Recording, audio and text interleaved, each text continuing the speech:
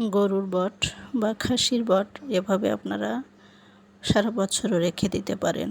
এই যে আমি এগুলোকে সুন্দর করে প্রসেস করেছি। আমরা জানি কীভাবে প্রসেস করতে হয়। গরম পানি দিয়ে পরিষ্কার করে তারপরে ছোট ছোট করে কেটে নিয়ে অনেকবার করে ধুয়ে পরিষ্কার করতে হয়, আমরা সবাই কম বেশি জানি।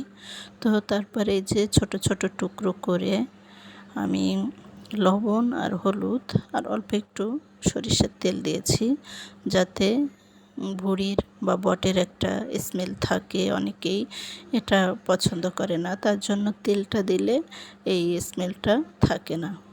তো এই যে আমি এভাবে সুন্দর করে প্রসেস করে সিদ্ধ করব, বলতে পারেন আধা সিদ্ধ। তো এতে করে কি হবে, আমি এভাবে সিদ্ধ করে ঠান্ডা করে এয়ারটাইট কন্টেনারে করে আমি ডিপ ফ্রিজে রেখে দেব। আমি যখনই গরুর এই ভুঁড়ি বা ছাগলের ভুঁড়ি কিনি, অনেক একসাথে কিনি এবং একসাথে এভাবে প্রসেস করি। আর যখন প্রয়োজন হবে বের করে রান্না করব, ব্যাস।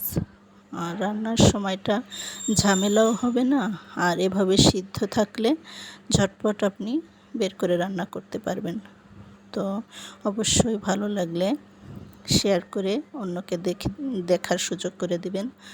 আর আপনারা চাইলে এভাবে প্রসেস করে রাখতে পারেন।